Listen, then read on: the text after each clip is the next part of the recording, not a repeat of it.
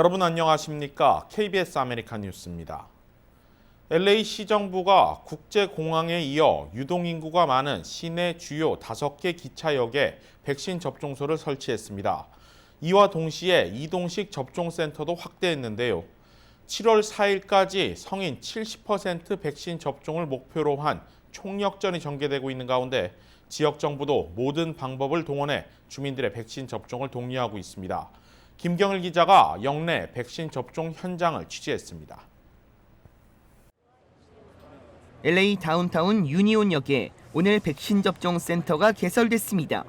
백신은 하루 1000여 명 분으로 화이자, 모더나, 존슨앤존슨 백신을 선택해 접종할 수 있습니다. 유니온역의 유동성 인구는 하루 10만여 명을 넘고 있어 LA 카운티는 백신 접종자가 더욱 늘어날 것으로 보고 있습니다. 에리카 세티 LA 시장은 기존의 백신 센터와 약국 등은 예약을 통해 직접 방문해야 하지만 접종센터를 역에 설치해 대중교통 이용객들의 접근성을 높여 기존의 60%대의 1차 백신 접종률을 70% 이상으로 끌어올린다는 계획입니다.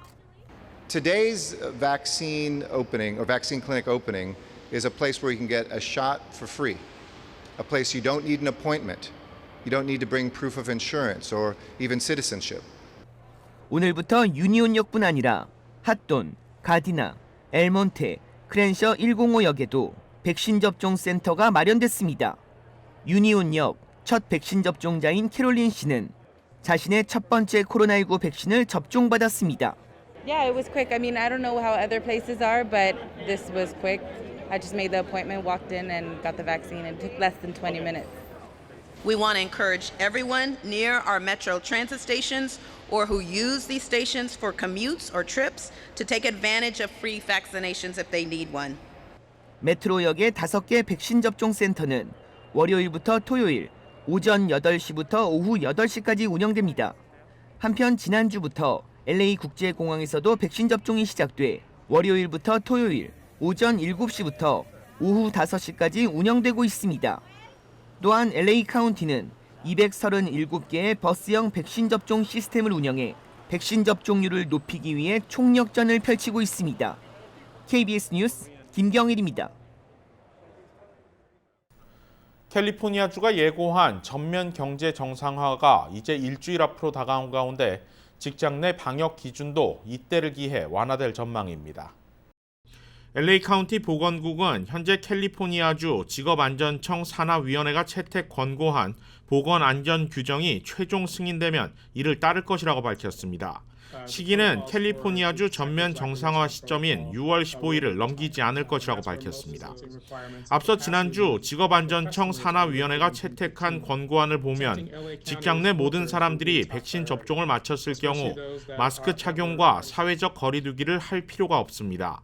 만약 백신을 접종받지 않은 직원이 있다면 고용주는 N95 마스크를 제공해야 하며 이럴 경우 실내에서 거리 두기 또는 직원들 간 방역에 필요한 칸막이 등을 설치할 필요가 없습니다. 야외 작업장에서 일하는 직원들의 경우 심지어 백신을 접종하지 않았더라도 특별한 증상이 없다면 마스크 없이 일할 수 있습니다. 현재 LA 카운티에서는 모두 960만 명의 주민들이 최소 1회 백신 접종을 마쳤습니다. 백신 접종을 모두 완료한 16세 이상 주민들도 전체 54%에 달하고 있습니다. 주 전역으로 살펴보면 캘리포니아주는 지난 일주일간 인구 10만 명당 감염률이 11명에 불과해 미 전국에서 세 번째로 낮은 수준을 기록하고 있습니다. 다음 달 중순 차일드 텍스 크레딧 확대 지급을 앞두고 연방국세청이 자녀가 있는 가정에 공문을 발송하는 등 본격적인 준비에 들어갔습니다. 이유수 기자가 보도합니다. 연방국세청이 차일드 텍스 크레딧 지급 준비에 돌입했습니다. 어제부터 차일드 텍스 크레딧 수혜 가정에 편지를 보내기 시작했는데 지난 3월 연방정부가 결정한 미국인 구제 법안에 따른 것입니다. 차일드 텍스 크레딧은 부양자녀 수에 따라 지급됩니다. 6살 미만 아동은 $3,600, 6살부터 17살까지는 $3,000가 지급됩니다.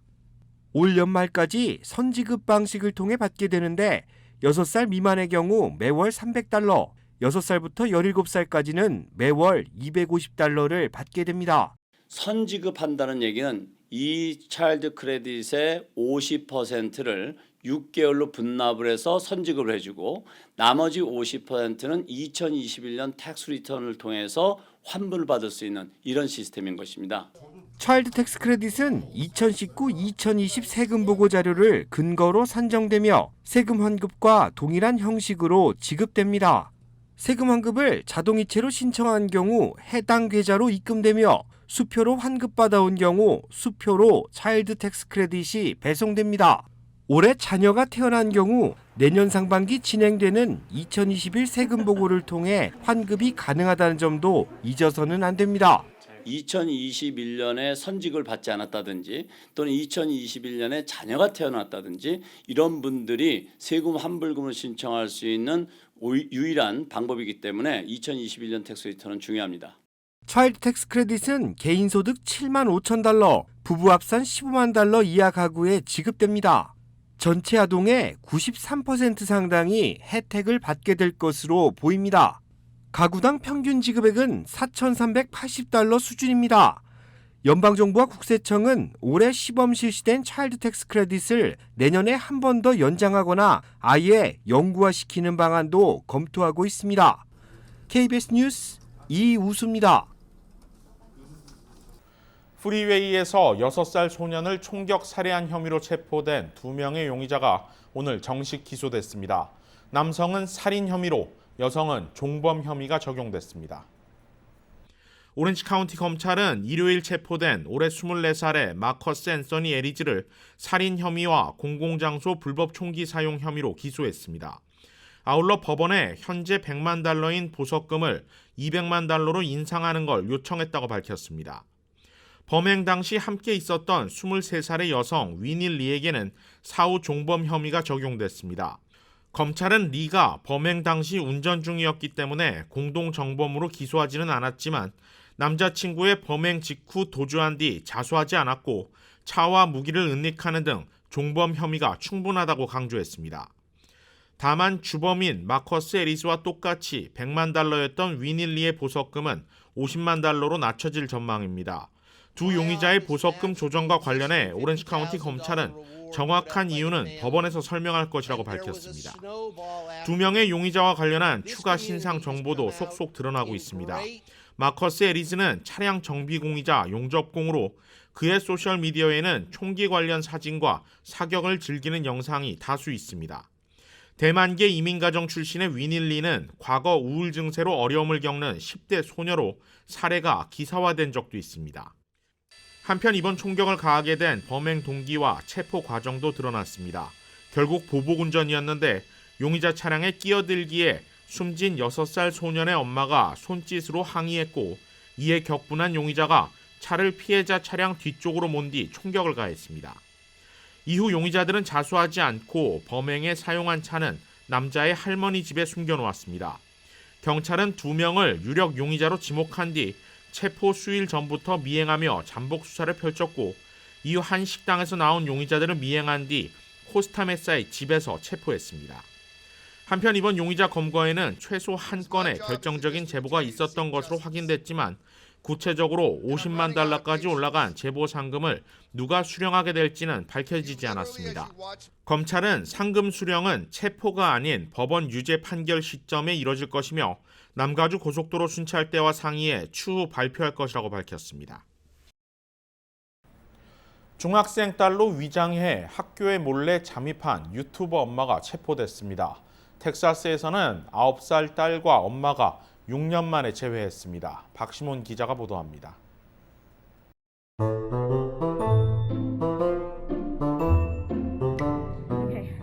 줄리의 엄마 케이시 가르시아는 중학생의 복장을 하고 학교에 잠입하기로 마음을 먹고 학교로 들어갑니다. 떨리는 마음으로 등교한 케이시. 복도에서 마주치는 학생들과 인사도 나누며 수업을 듣습니다. 아무 문제 없이 들키지 않고 작전이 잘 진행되는가 싶더니 결국 7교시에 들어서며 담당 교사에게 들통나고 맙니다. 케이시는 다음 날 유튜브를 통해 학교에 몰래 들어간 이유를 밝힙니다. We need better security at our schools. This is what I tried to prove. 케이시는 학교의 경비가 느슨해 총기 관련 사고 등이 일어난다며 금속 탐지기를 설치하고 더 많은 보안 인력을 배치하는 것만이 우리의 아이들을 지킬 수 있다며 학교 보안 시스템을 강하게 비판했습니다. 며칠 후 해당 영상이 유튜브를 통해 퍼지자 결국 경찰이 K씨를 체포하기 위해 집으로 찾아왔습니다. K씨는 기다렸다는 듯이 경찰을 맞았고 결국 무단 침입과 공문서 위조 혐의로 체포됐습니다. 그리고 $7,000의 보석금을 내고 풀려났으며 재판을 앞두고 있습니다. 공항에서 누군가를 기다리고 있는 발데스 씨의 표정이 초조해 보입니다. 잠시 후 9살의 딸 에밀리와 재회합니다. 6년 만에 안아보는 딸 그리고 엄마는 지난 세월이 야속한 지 한없이 흐느껴 옵니다. 에밀리의 엄마 발데스는 6년 전 가정 불화로 인해 온두라스를 떠나게 되었고 친아버지와 새엄마는 에밀리를 제대로 돌보지 않았습니다. 순탄치 않은 생활을 이어가던 에밀리는 결국 친엄마를 찾으러 국경으로 떠났고 국경 순찰대에 발견되며 난민 수용소에서 지내고 있었습니다. 어느 날 엄마 발데스는 TV를 보다가 우연히 딸이 수용소에 있는 것을 알게 됐습니다. 기적 같은 일이 벌어졌지만 에밀리의 경우는 미국으로 혼자 입국하는 어린이들의 아주 작은 일부일 뿐입니다. 지난 3월만 해도 19,000명의 어린이가 멕시코 국경을 통해 들어오며 사상 최고치를 기록했고 지난 4월에는 17,000명의 어린이가 보호자 없이 미국으로 건너왔습니다. KBS 뉴스 박시몬입니다. 오는 11월 본선거에 출마할 정당별 후보를 뽑는 뉴저지주 예비선거가 치러졌습니다. 모두 12명의 한인 후보가 출마한 선거 결과에 관심이 쏠리고 있습니다. 제2사 뉴욕 KBTV가 보도합니다. 오늘 오전 6시부터 오후 8시까지 각 타운별로 마련된 투표소에서 유권자들은 주지사와 주 상하원의원, 카운티와 타운별 선출직 정치인을 뽑기 위해 한 표를 행사했습니다. 이번 예비선거에는 모두 12명의 한인 후보가 출마해 유권자의 선택이 주목되고 있습니다. 주 하원 37선거구 민주당 예비선거에 나선 한인 1.5세 변호사인 엘린 박 후보, 팰리세이스 파크에서 민주당 예비선거에는 이종철 후보와 재선에 나서는 폴 김 후보, 제이슨 김 후보가 경합을 벌이고 펠팍 시원 공화당 예비선거 스테프니 장 후보가 경쟁 후보 없이 본선거행을 확정지었습니다. 한편 오후에는 비까지 오면서 투표장은 비교적 한산했습니다. 아무래도 지금 비가 와서요. 조금 부러우신 것 같아요. 근데 기다려 봐야죠. 5시 넘으면 봐야 알 것 같아요. 팰리세이스 파크 투표장에서 투표를 마친 유권자들은 펠팍타운 정부가 앞으로 더욱 시민들을 위한 정책을 펼쳐줄 것을 당부했습니다. 한국 분들이 우리 한인 사회나 혹은 미국 전역을 다 포함해서라도 또 좀 주축이 돼서 좀 잘 해결을 해줬으면 좋겠습니다. 그래야 우리들도 이 미국에 살면서 조금 더 좋은. 지난 6월 1일 시민참여센터가 발표한 2021년 뉴저지 한인 유권자 데이터 분석 보고서에 따르면 2021년 11월 대선 기준 뉴저지주의 한인 등록 유권자 중 무소속 유권자가 1만 7천 명으로 가장 많았지만 투표율은 62.5%에 그쳤습니다. 최근 시민참여센터가 발표한 뉴저지 한인 유권자 수는 37,493명입니다. 전년도 한인 유권자 35,011명에 비하면 2,483명 증가한 것을 볼 수 있습니다. KBTV 뉴스 이창원입니다.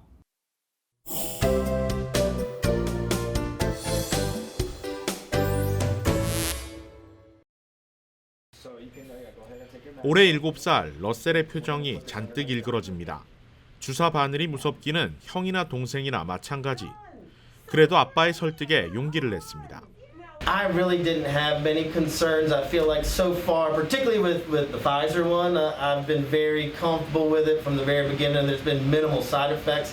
I really want to see my friends more. 정작 아이들이 진짜 백신을 투여받았는지는 부모들도 알 수 없습니다. 임상시험은 크게 백신 접종군과 플라시보, 이른바 가짜약 투입군으로 나뉘어 진행되는데 6개월 이후 결과를 대조한 이후에는 가짜약을 받은 아이들도 다시 진짜 백신을 우선 접종받을 수 있는 기회가 주어집니다. 현재 화이자가 진행하고 있는 어린이 임상시험은 5살에서 11살 사이 미국 내 26개 주 98개 의료기관에서 이뤄지고 있습니다. 현재는 이상 임상시험 단계입니다.